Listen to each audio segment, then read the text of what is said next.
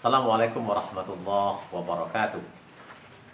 Alhamdulillahillazi arsala rasulahu bil huda wa dinil haq liyuzhirahu 'alad dini kulli wa kafa billahi shahida. Asyhadu an la ilaha illallah wahdahu la syarika lah wa asyhadu anna Muhammadan 'abduhu wa rasuluhu la nabiyya ba'dahu.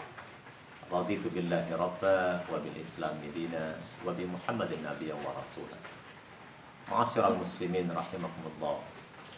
Bersyukur kita kepada Allah seraya mengucapkan alhamdulillahirabbil alamin. Allah Azza wa Jalla masih memberi kita kesempatan untuk beribadah di malam yang ketiga ini. Mudah-mudahan kita mampu mempersembahkan sebuah ibadah yang paling sempurna dalam hidup kita, untuk kita persembahkan untuk kehidupan kita baik di dunia maupun nanti di akhirat. Berselawat kita kepada Rasulullah SAW dan ucapan Allahumma sholli ala Muhammad wa ala ali Muhammad. Ma'asyiral muslimin rahimakumullah. Di malam yang ketiga ini saya sedikit akan memberikan uraian berkaitan dengan fadilah ataupun keutamaan Ramadan berdasarkan sunnah Rasulullah SAW. Dalam hadis riwayat Bukhari Muslim, Rasulullah SAW katakan, "Iza jaa Ramadan, futihat abwabul jannah, wa ghulqat abwabun nar, wa suffidatis syayatin." Ketika datang bulan Ramadan, maka dibukalah pintu-pintu surga, ditutup pintu-pintu neraka, dan para setan pun dibelenggu. Artinya kaum muslimin yang berbahagia, keutamaan Ramadan yang pertama, ketika Ramadan ini datang, maka terbuka lebar bagi kita untuk mendapatkan kebaikan-kebaikan, untuk melakukan ketaatan-ketaatan kepada Allah. Inilah yang disebut dengan futihati abwabul jannah, dibukanya pintu-pintu surga, di mana orang-orang yang berpuasa senantiasa melakukan kebaikan-kebaikan dalam hidupnya selama bulan Ramadan.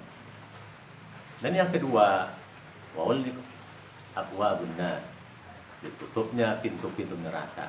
Artinya apa?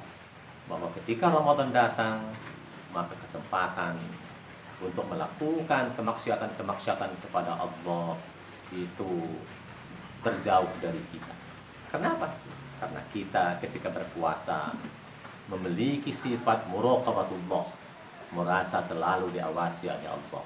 Karena kita selalu hidup bersama Allah Subhanahu wa taala, maka kesempatan-kesempatan untuk berbuat maksiat, berbuat dosa tertutup tadi. Kemudian yang ketiga, wasuffidatis syayatin, para syaitan terbelenggu. Mana maknanya adalah bahwa kita, para syaitan, tidak mampu dan tidak sanggup untuk menggoda kita. Jelas setan ada sebagai penggoda, setan ada sebagai musuh kita. Innahu lakum aduwwun mubin. Atau juga Allah katakan, inna syaitana lakum aduwwun fattahizu aduwwa. Syaitan itu adalah musuh bagi kamu, maka jadikanlah dia musuh.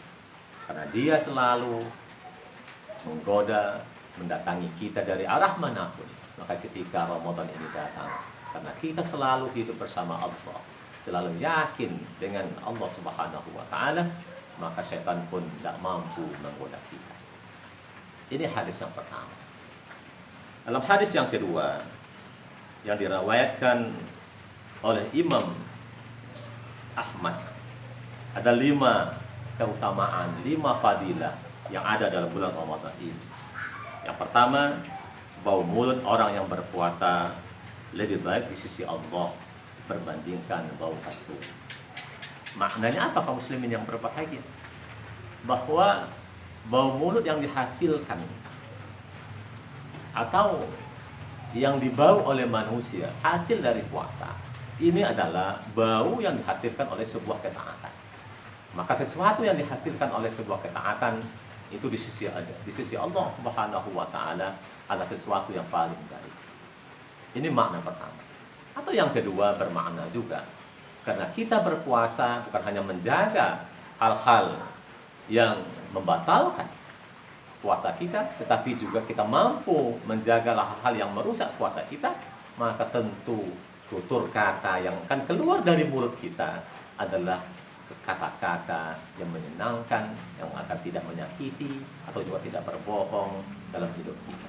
Ini juga makna majazi dari bahwa mulut orang berpuasa itu akan sangat harum di sisi Allah Subhanahu wa taala. Dan yang kedua, para malaikat akan memohon keampunan untuk orang-orang yang berpuasa hingga mereka berbuka. Kita ketahui kaum muslimin yang berbahagia, malaikat adalah hamba Allah, la ya'sunallaha ma amarahum wa yaf'aluna ma yu'marun. Malaikat adalah hamba Allah yang senantiasa patuh tunduk taat dan memiliki kedekatan kepada Allah Subhanahu wa taala.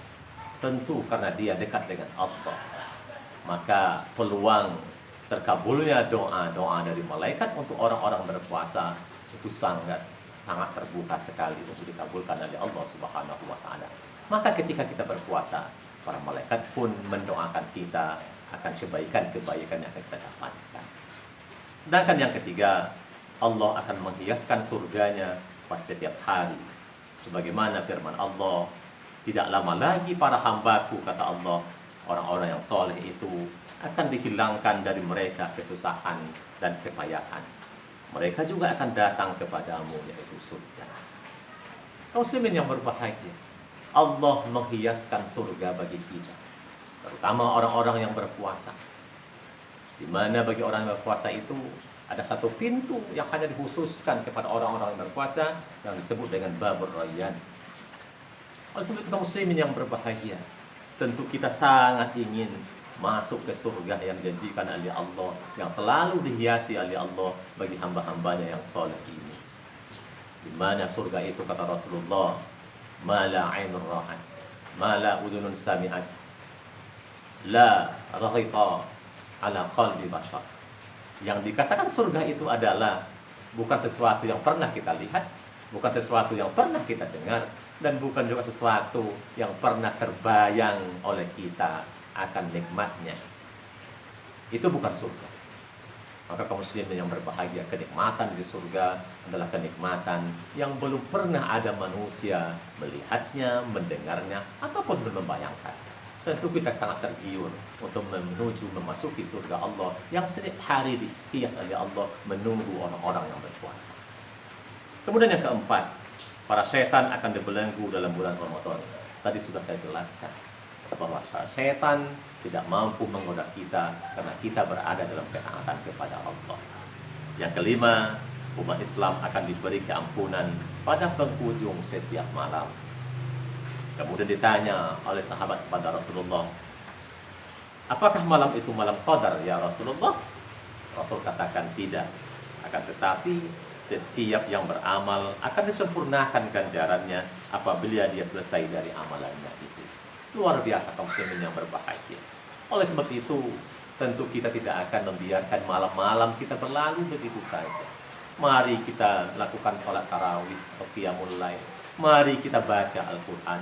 Walaupun kondisi kita saat ini hanya bisa beribadah di rumah kita masing-masing. Ingatlah bahwa Allah akan memberikan ampunan kepada kita pada setiap malam sesuai dengan hadis Rasul, man qama ramadhana imanan wa ihtisaban ghufira lahu ma taqaddama min dhanbi. Mari kita kejar, mari kita raih keutamaan-keutamaan yang ada pada bulan Ramadan ini.